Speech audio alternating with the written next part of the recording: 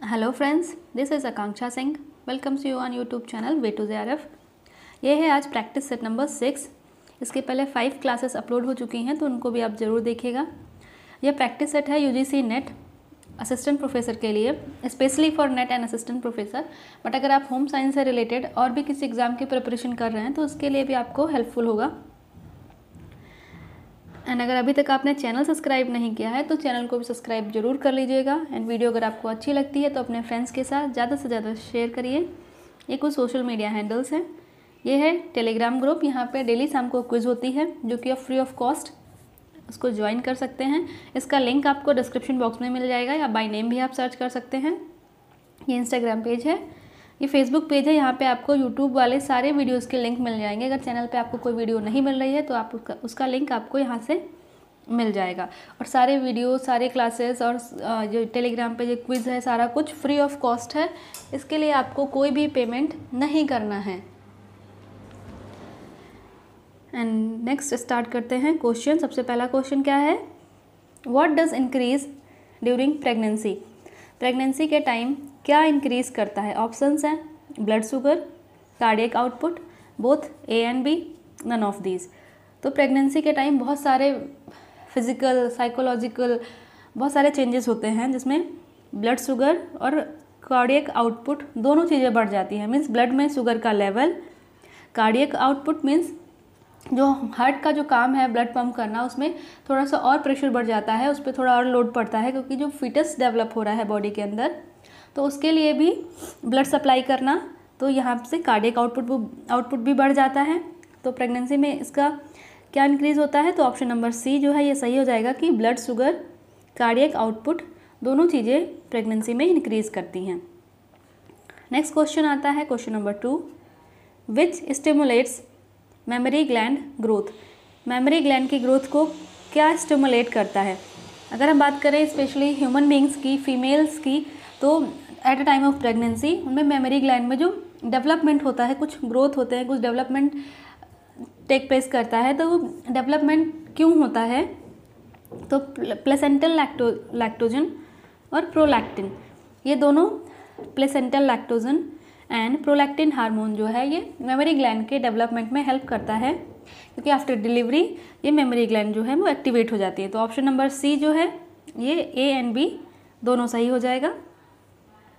Next question आता है question number 3, what is the function of oestrogen in pregnancy. Pregnancy में oestrogen का क्या फंक्शन है। एस्ट्रोजन को हम फीमेल सेक्स हार्मोन भी बोलते हैं। ऑप्शंस क्या हैं, stimulation of uterine growth, uterine blood flow, breast development, all of these. तो आंसर जो है वो ऑल ऑफ दीज हो जाएगा। यूटेराइन की ग्रोथ को स्टिमुलेट करता है, यूट्रस में ब्लड फ्लो को इंक्रीज करता है, ब्रेस्ट डेवलपमेंट में हेल्प करता है, और साथ ही साथ eight a time of pregnancy जो नौसिया की, ये वॉमिटिंग वाली जो फीलिंग आती है वो भी एस्ट्रोजन हार्मोन की वजह से ही होती है, क्योंकि प्रेगनेंसी के टाइम एस्ट्रोजन हार्मोन का जो लेवल है वो बॉडी में बढ़ने लगता है, और ये एस्ट्रोजन हार्मोन का जो लेवल है इसके बढ़ने की वजह से ही वो फीलिंग आती है, वॉमिटिंग, नौसिया वाली फीलिंग आती है। तो ये भी एक इसका रीज़न है कि एस्ट्रोजन का जो लेवल बढ़ने की वजह से वो फीलिंग आती है नौसिया वाली, वॉमिटिंग वाली। तो ऑल ऑफ दीज जो है ये करेक्ट आंसर हो जाएगा। नेक्स्ट क्वेश्चन आता है, all the cardiovascular adaptation can lead to. Pregnancy के टाइम कार्डियोवैस्कुलर जो अडाप्टेशन है, या हम बोलते हैं जो कार्डियोवैस्कुलर आउटपुट है या एक्टिविटीज़ हैं वो बढ़ जाती हैं। तो उसमें क्या क्या होता है, palpitation, dizziness, decreased exercise tolerance. Palpitation means जो हार्ट बीट है वो इरेगुलर होती है, कभी फास्ट कभी स्लो, तो ये इरेगुलर हार्ट बीट होना। डिजीनेस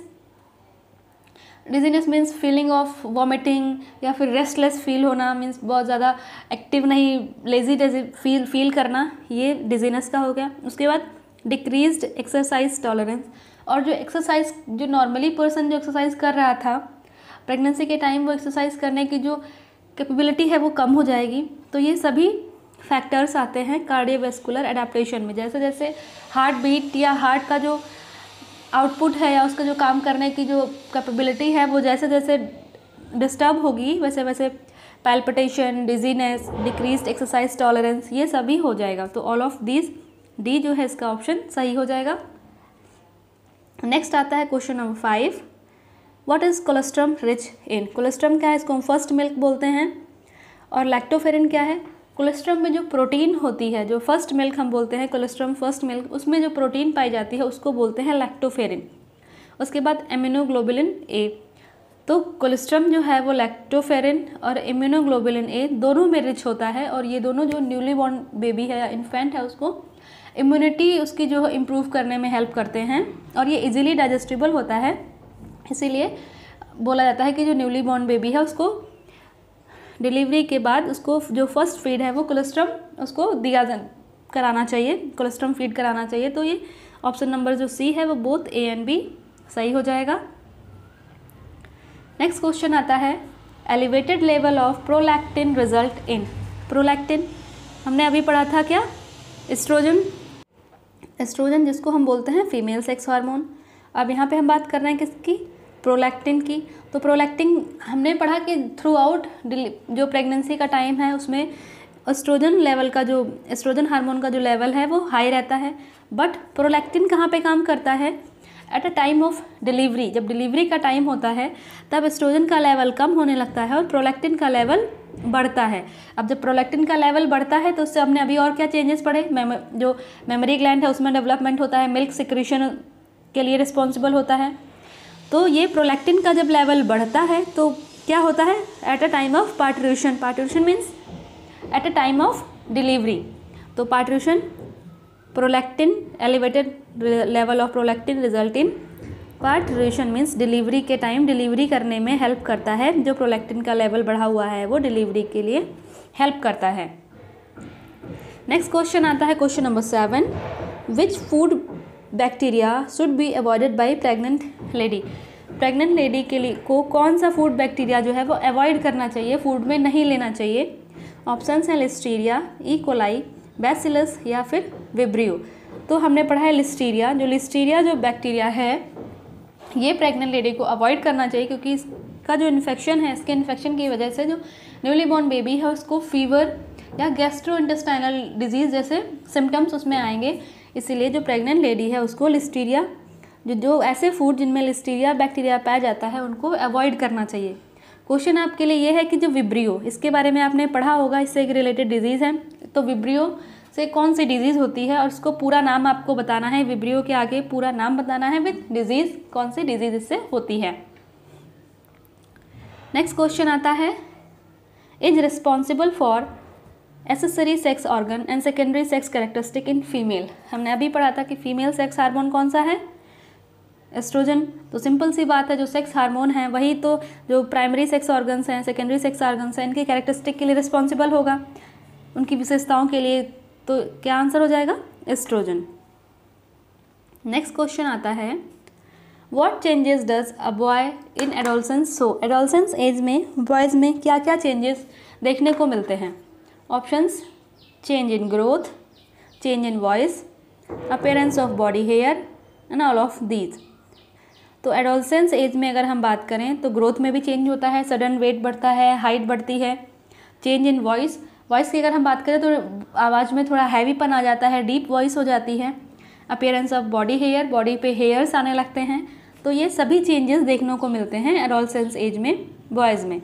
तो all of these is the correct answer हो जाएगा। नेक्स्ट क्वेश्चन आता है question number 10, the adolescent nutritional food should consist of. जो एडोलसेंट्स हैं उनका जो फूड है उसमें क्या क्या होना चाहिए। कि फूड की अगर हम बात करें तो हम बात करते हैं कि प्रॉपर बैलेंस डाइट होनी चाहिए, फुल ऑफ न्यूट्रिशन होना चाहिए। तो ऑप्शंस क्या है, balance diet, fruits and vegetables for snacks, baked और boiled food instead of fried, all of these. तो ऑल ऑफ दीज सही हो जाएगा। कि अगर हम बात करते हैं कि डाइट कैसी होनी चाहिए एडोलसेंट्स की, तो बैलेंस डाइट होनी चाहिए, सारे फूड ग्रुप से उसमें कुछ ना कुछ फूड होना चाहिए। उसके बाद अगर कुछ स्नैक्स ले रहे हैं तो फ्रूट्स एंड वेजिटेबल होने चाहिए वहाँ पे। उसके बाद फ्राइड फूड की जगह पे बेक्ड या फिर बॉइल्ड फूड ले सकते हैं। तो ऑल ऑफ दीज, ये डी ऑप्शन जो है वो सही हो जाएगा। नेक्स्ट क्वेश्चन आता है question number 11, why breakfast is important for human being. Breakfast क्यों इम्पॉर्टेंट है। ऑप्शंस क्या हैं, breaks overnight fasting period, replenishes supply of glucose, helps to control weight, all of these. तो ब्रेकफास्ट इम्पॉर्टेंट क्यों है? क्योंकि हमने पढ़ा है कि 8 आवर स्लीप होनी चाहिए, तो 8 घंटे में जो भी हमारी एनर्जी स्टोर थी वो बॉडी ने यूज़ किया, तो ये एक फास्टिंग पीरियड है, तो इसको ब्रेक करने में हेल्प करता है, ये भी सही है। रेप्लेनिशेस सप्लाई ऑफ ग्लूकोज, क्योंकि 8 घंटे से बॉडी में कुछ फूड नहीं गया है, कुछ एनर्जी इनटेक नहीं हुआ है, तो ये हमारे जो ग्लूकोज का जो लेवल डाउन हो रहा था उसको मेंटेन करने में हेल्प करता है। उसके बाद हेल्प्स टू कंट्रोल वेट, ये यहाँ से है कि वेट कंट्रोल कैसे करने में कैसे हेल्प करता है।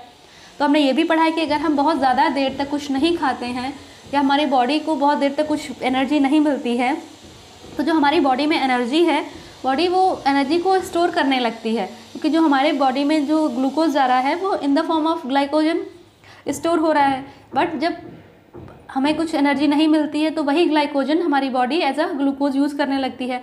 बट अगर ये कंटिन्यू ऐसे ही हो रहा है, बहुत काफ़ी टाइम तक, लॉन्ग पीरियड तक बॉडी को अगर कुछ एनर्जी नहीं मिल रही है, तो वो जो ग्लाइकोजन वो रिलीज़ कर रहा था एनर्जी यूज़ करने के लिए, वो रिलीज़ करना बंद कर देती है और वो एनर्जी को स्टोर करना स्टार्ट करने लगती है, जिससे वेट गेन होने लगता है। तो ये वेट को कंट्रोल करने में हेल्प करती है। तो ऑल ऑफ दीज जो है ये आंसर इसका सही हो जाएगा। नेक्स्ट क्वेश्चन आता है question number 12। Epidioscope is also known as, epidioscope को और क्या जाना जाता है? तो उसको ओपेक्यू प्रोजेक्टर भी जाना जाता है। नेक्स्ट क्वेश्चन आता है the homogenization of milk is done, homogenization milk में क्यों किया जाता है? तो destroy pathogens, disperse fat molecules, enhance nutritive quality या help making cheese. Homo means एक जैसा, हमने पढ़ा है ना होमो एंड हेट्रो, जो एक जैसे होते हैं उनको हम होमो बोलते हैं, जिनमें डिफरेंट क्वालिटीज़ होती हैं उनको हम हेट्रो बोलते हैं। तो होमो एक जैसा करना, जेनाइजेशन, तो यहाँ पे क्या है, जो फैट मॉलिक्यूल्स हैं मिल्क में, जो ये फैट प्रेजेंट है, कुछ मॉलिक्यूल्स बड़े हैं, कुछ मॉलिक्यूल्स छोटे हैं, तो यहाँ पे ये हेट्रो फॉर्म में है, मीन्स कुछ मॉलिक्यूल्स बड़े हैं कुछ छोटे हैं, तो ये इनमें डिफरेंट ये सारे मॉलिक्यूल्स डिफरेंट हैं, तो इनको एक सेम लेवल पे लाना उसको कहते हैं होमोजेनाइजेशन। तो जो फैट मॉलिक्यूल्स हैं मिल्क को, उनको बराबर डिस्पर्स करना, बराबर जो बड़े मॉलिक्यूल्स हैं उनको ब्रेक करके छोटा करना, जो सभी मॉलिक्यूल्स को बराबर में डिस्पर्स करना, उसको कहते हैं होमोजेनाइजेशन। तो ऑप्शन नंबर जो बी है ये सही हो जाएगा। नेक्स्ट क्वेश्चन है question number 14, statement number 1। Larynx in boys is also known as Adam's apple, जो लेरेंक्स है बॉडी में इसको एडम्स एप्पल भी कहते हैं। उसके बाद स्टेटमेंट नंबर 2 क्या है? Larynx causes deepening of voice. तो ये लेरेंक्स क्या है? जो हमारा थ्रोट गला है, गले में एक ट्यूब लाइक स्ट्रक्चर है, इसमें वोकल कॉर्ड होती है जिसको हम वॉइस बॉक्स बोलते हैं, उसी में ये लेरेंक्स होता है। और ये लेरेंक्स क्या है? जो वॉइस कंट्रोल करता है, जैसे जब इसको एडम्स एप्पल भी बोलते हैं, ये भी सही है। और जैसे जैसे हमने अभी पढ़ा था लास्ट क्वेश्चन में कि एडल्ट एज में क्या वॉइस जो बॉयज़ में है वो वॉइस थोड़ी डीप होने लगती है, भारी आवाज़ हो जाती है, तो ये भी लेरेंक्स की वजह से होती है। डीपनिंग ऑफ वॉइस भी लेरेंक्स कॉज करता है। तो ये थ्रोट में एक ट्यूब लाइक स्ट्रक्चर होता है जिसके अंदर हमारा वॉइस बॉक्स होता है जहाँ से वॉइस कंट्रोल होती है। तो ये बोथ स्टेटमेंट ट्रू हैं।